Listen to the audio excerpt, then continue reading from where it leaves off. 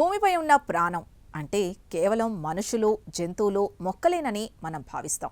కానీ మన కళ్ళకు కనిపించని మన జీవశాస్త్ర సూత్రాలకు అందని ఒక అపరిచిత ప్రపంచం భూమిపైనే ఉందని శాస్త్రవేత్తలు భావిస్తున్నారు. దీన్నే షాడో బయోస్పియర్ అని పిలుస్తారు.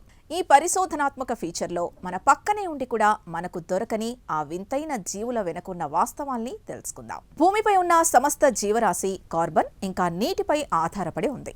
కానీ శాస్త్రవేత్తల అభిప్రాయం ప్రకారం జీవం పుట్టడానికి కేవలం కార్బన్ మాత్రమే అవసరం లేదు. సిలికాన్ లేదా ఆర్సెనిక్ వంటి మూలకాలతో కూడా జీవం ఏర్పడే అవకాశం ఉంది.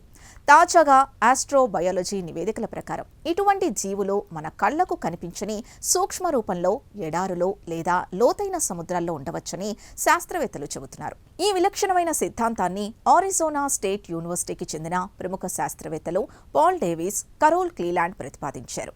భూమిపై జీవం ఒక్కసారి మాత్రమే పుట్టలేదు. వేరువేరు సమయాల్లో వేరువేరు రసాయనాలతో జీవం పుట్టి ఉండవచ్చని వీరు అభిప్రాయపడుతున్నారు.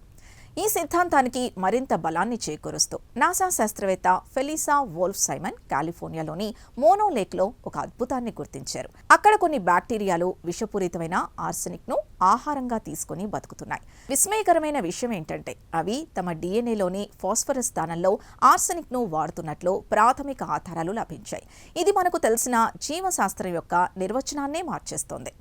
మనం సాధారణంగా మైక్రోస్కోప్లో చూసేటప్పుడు మనకు తెలిసిన జీవక్రియల కోసం మాత్రమే వెతుకుతాం. కానీ ఈ షాడో జీవులు ఒక వేరే రకమైన బయోకెమిస్ట్రీని కలిగి ఉండటం వల్ల అవి మన పరికరాలకు అస్సలు దొరకవు.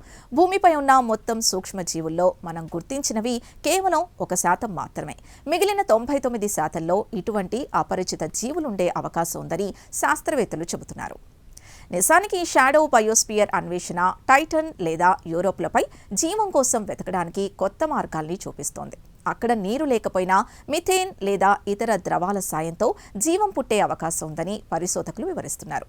విశ్వం తన ఒడిలో ఎన్ని రకాల జీవ వైవిధ్యాన్ని దాచుకుందో అర్థం చేసుకోవడానికి ఇదొక గీటురాయి.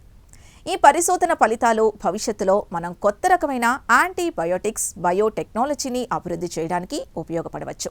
మనకు తెలియని ఈ జీవుల నుండి వచ్చే ప్రోటీన్లు వైద్య రంగంలో విప్లవాత్మక మార్పులు తీసుకురాగలవని తాజా సింథటిక్ బయాలజీ విశ్లేషణలు చెబుతున్నాయి.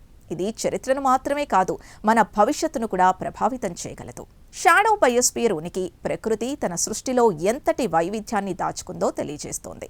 ఆ అదృశ్య జీవుల మనుగడ మనం చూస్తున్న ప్రపంచం కంటే మనకు తెలియని ప్రపంచమే చాలా పెద్దదని చెబుతోంది. ఈ స్పెషల్ ఫీచర్పై మీ అభిప్రాయాల్ని కమెంట్స్లో తెలియజేయండి. ఇలాంటి కథనాల కోసం మా ఛానల్ని సబ్స్క్రైబ్ చేసుకోండి.